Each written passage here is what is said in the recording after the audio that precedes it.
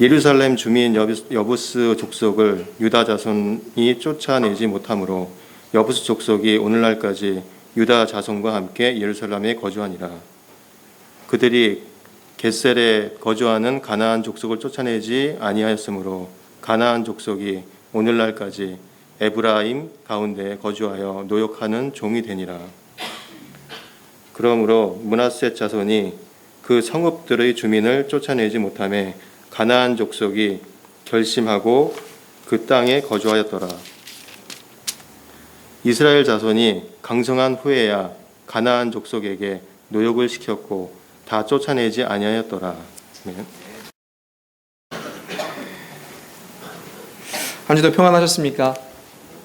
아멘. 늘 주 안에서 평안함과 주님 주시는 참된 안식을 누리시는 저와 여러분 되기를 주님으로 축복합니다. 여러분, 암적인 존재라는 말 들어보셨습니까? 네.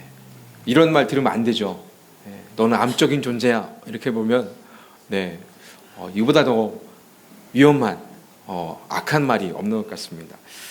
이건 어떨 때 쓸까요? 암처럼 정말 쓸모없는 존재일 때 이런 말을 쓰거나 아니면 또 생명을 위협하는 무서운 존재일 때 이런 표현을 쓰는 것 같습니다.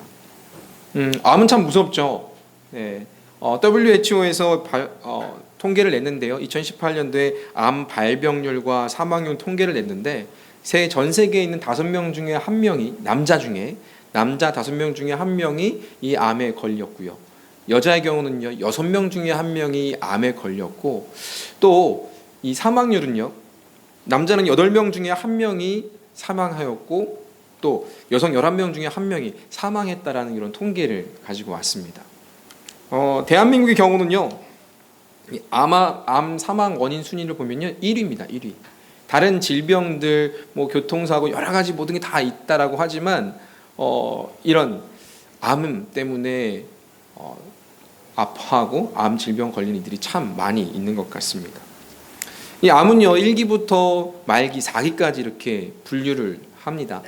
근데 암 증상이 발견되고 난 그 이후에부터 이제 초기부터 해서 4기로 이렇게 판명이 됐는데요. 처음에 발견되면 발견될수록 이 완치율이나 생존율이 높다고 합니다.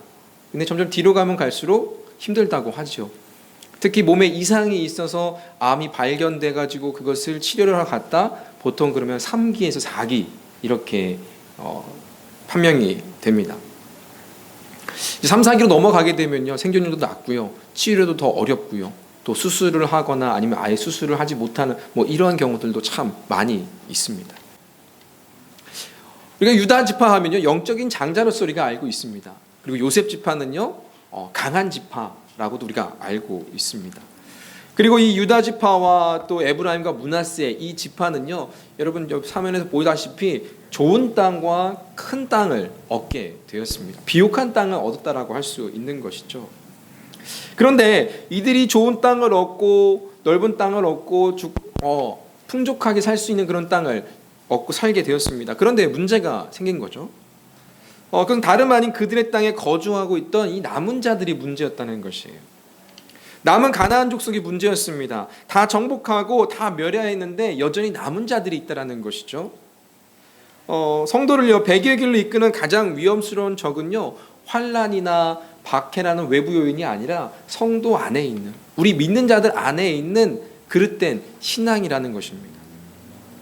이는 눈에 보이지 않는 그릇된 신앙이 얼마나 위험한 것인지 잘 보여준다라는 것이죠. 그렇잖아요. 암은 눈에 보이지 않지 않습니까? 이미 보이면 그것은 큰 위험에 빠지는 것입니다. 저는요 반전이 있는 영화를 참 좋아합니다. 여러분 액션 영화 좋아하시나요? 스릴러 영화 좋아하시나요? 특히 반전을 만드는 것은요 예상하지 못한 것에 있습니다.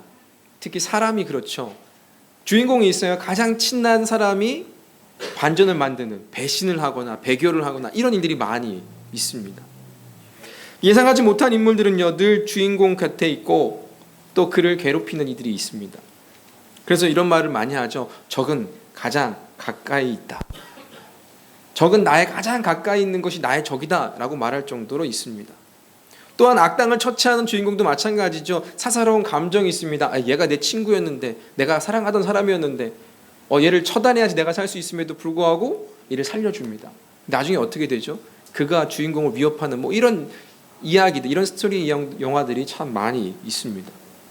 그 뭘까요? 제거해야 할 때 반드시 제거해야 한다라는 것입니다. 그래야 나중에 탈이 없습니다. 근데 우리가 읽은 본문들은요, 유다 지파와 에브라임 지파, 므낫세 지파가 엄청난 실수를 저지릅니다. 하나님 분명히 말씀하셨어요. 그 모세를 통해서 이스라엘 백성들에게 수차례 정말로 귀에 못이 박히도록 많이 이야기하셨던 것이 무엇이냐면 그 땅에 있는 가나안 족속들을 멸하라는 것입니다. 신명기 7장 2절에서 4절 말씀을 보게 되면요, 이렇게 나오고 있는데요. 같이 한번 읽어볼까요? 시작. 내 하나님 여호와께서 그들을 내게 넘치게 하시리니 그때 너는 그들을 진멸할 것이라. 그들과 어떤 언약도 하지 말 것이요 그들을 불쌍히 여기지도 말 것이며 또 그들과 혼인하지도 말지니 내 딸을 그들의 아들에게 주지 말 것이요 그들의 딸도 내 며느리로 삼지 말 것은 그가 내 아들을 유혹하여 그가 여호와를 떠나고 다른 신들을 섬기게 함으로 여호와께서 너에게 진노하사 갑자기 너희를 멸하실 것임이니라. 아멘. 지금 하나님께서는요, 이스라엘 백성들에게 지금 가나안에 간 것도 아니에요.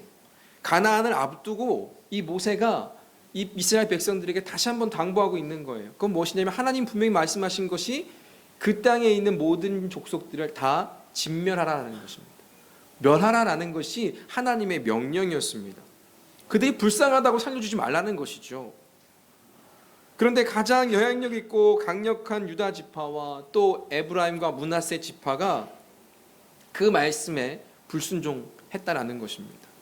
여러분 생각해 보세요. 가장 영향력 있는 지파가 가장 좋은 땅을 얻고 큰 혜택을 받은 이 지파들이 해야 할 것은 무엇일까요? 오히려 하나님 앞에 있어서 하나님 말씀에 순종하고 더 따라야 했습니다.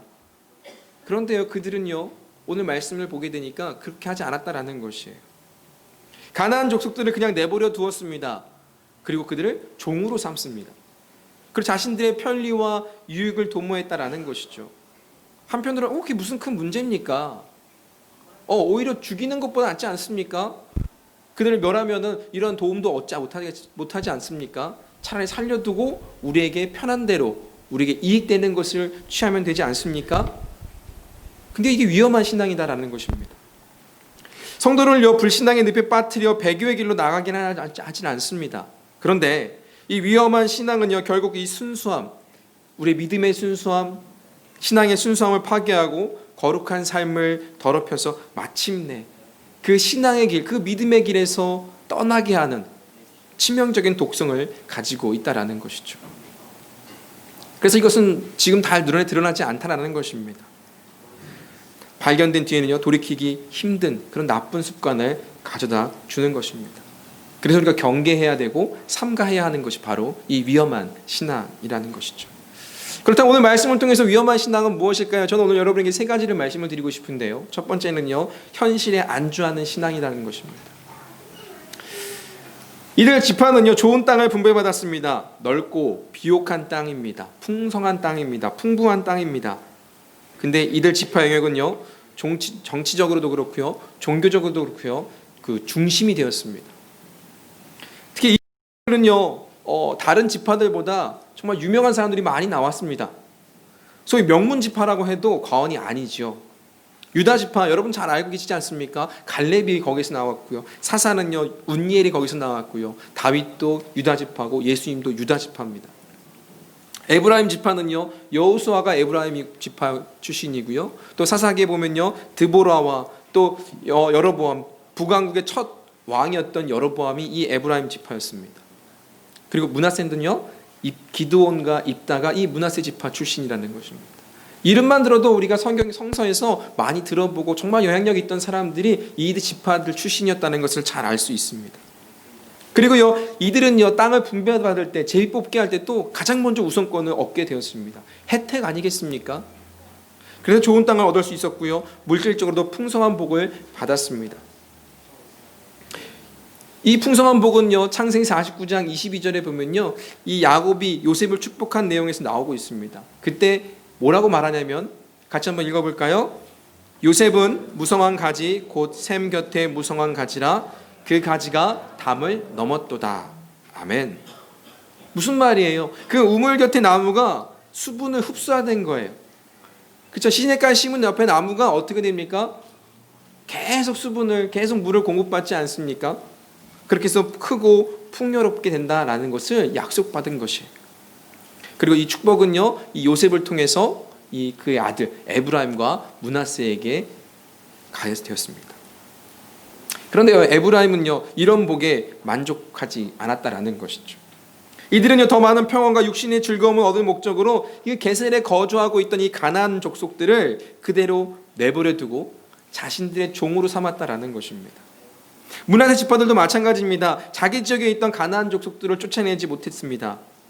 그 땅 거민들이 거주하게 되었다라는 것이죠. 그리고 나중에 이스라엘이 강성한 이후에야 그들을 쫓아냈음에도 불구하고 그렇게 하지 않았다라는 것이에요. 노역을 시켰습니다. 어쩌면 처음에는 힘이 없었을 수도 있었습니다. 힘이 없었으니까 그들을 못 쫓아냈습니다. 하지만 힘이 생겼음에도 그들을 쫓아내지 않았다라는 것이죠. 왜요? 이들을 이용하니까 너무 편리하다라는 것이에요. 편하게 살 수 있다라는 것입니다. 종으로 삼았더니 나에게 도움이 되더라라는 것입니다. 생각해 보세요. 이들은 7년간의 전쟁을 했습니다. 7년간 그 가나안 족속들과 싸워야 했습니다. 이제 싸움이 끝났죠. 이제 끝나고 나서 땅을 분배받았습니다. 여전히 그 가나안 땅에 남아있는 족속들이 있다라는 것이죠. 이들을 없애야 돼요. 멸해야 돼요. 제거해야 됩니다. 그런데 지금 그렇게 안 해도 살 수 있더라는 것이죠. 정말 이들을 정복해야 함에도 불구하고 지금 이들이 남아있어요. 근데 이들이 남아있어 나는 살 수 있다라는 거예요. 오히려 더 편리하게 살 수 있다라는 것입니다. 그러니까 더 이상 전쟁할 필요가 없지 않습니까? 전쟁할 이유가 없어졌습니다. 또한 가나안 족속도 마찬가지입니다. 땅도 빼앗겼습니다. 심판당할, 진멸당할 위기를 맞았지만 살게 되었다라는 것이에요. 아, 그래, 이 노역을 해서라도 내가 살 수 있다? 그러면 살면 되는 것이에요. 나중에 후일을 도모할 수 있게 됐다라는 것이죠. 이들은요 주어진 복을 누리고 살면서 즐거운 평안한 삶을 살고 있었던 것입니다. 근데 이것이 하나님의 명령에 순종함으로 사는 것이면 문제가 되지 않습니다. 그런데 그것이 불순종으로 살게 된다?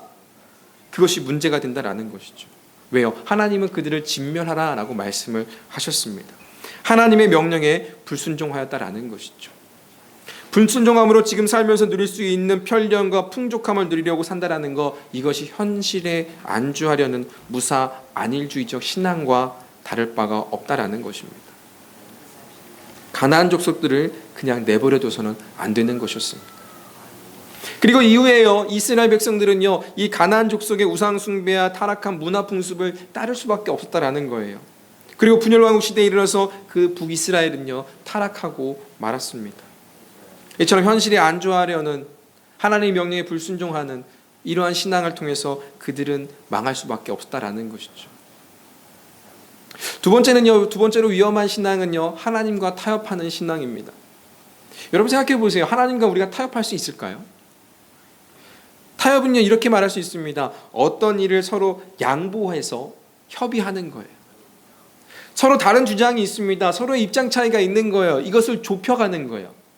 그래서 서로 양보함으로 서로 간에 만족할 만한 결과를 얻어내는 것이 타협입니다. 보통 이 민주주의 사회에서 많이 이야기하죠. 타협하고 협치하고 그래서 서로 동의할 수 있도록. 그런데 하나님 명령을 타협하겠다? 이 발상 자체가 불순종하겠다라는 뜻입니다. 어떻게 하나님과 타협할 수 있습니까? 가나안 정복은요 어느 정도 서로 양보해서 만족할 만한 결과를 얻어서 그래 너도 살고 나도 살자 이런 것이 아니었습니다.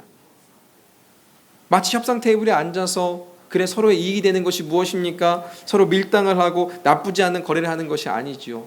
시장에 가서 가격을 흥정해서 너도 잘 팔고 나도 사서 좋고 이런 것을 말하는 것이 아닙니다. 이것은요 하나님의 명령이라는 것이죠. 그러면 절대적으로 순종하는 것이 하나님의 명령이에요. 아담과 하와가 타협적인 자세, 적당주의로 말미암아 이 모든 인류에게 이 죄라는 죄의 결과가 죽음이라는 이 엄청난 결과를 가져오지 않았겠습니까? 이처럼요 하나님과 적당히 타협하라는 신앙은요 정말 위험한 신앙입니다. 하나님 명령 앞에서는요, 철저하게 순종하는 것과 철저하게 엎드리는 것, 복종하는 것밖에 없음을 우리는 잘 알아야 하는 것입니다. 우리 옆에 있는 분께 좀 알려주셨으면 좋겠습니다. 하나님의 명령에는 타협이 없습니다. 네, 옆에 있는 분께 말씀해 주세요. 한 번 더 말씀해 주시기 바랍니다. 하나님의 명령에는 복종과 순종뿐입니다. 네, 이렇게 작게 얘기하시면 안 듣습니다. 네, 귀시 목이 박히도록 들어도 이스라엘 백성들이 안 들었는데 이렇게 속삭이시면요 안 듣습니다. 다시 한번 옆에 있는 분에게 확실하게 알려주시기 바랍니다. 하나님의 명령에는 타협이 없습니다. 하나님의 명령에는 순종과 복종뿐입니다.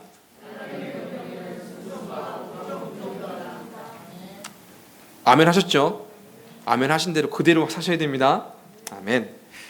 세 번째로는요, 자기중심적인 신앙이라는 것이죠. 어떤 큰 일을 하기 위해서는요, 뜻을 모으기 위해서는 필요한 것이 있습니다. 뭐가 필요할까요? 바로 대의입니다. 명분이라는 것이죠.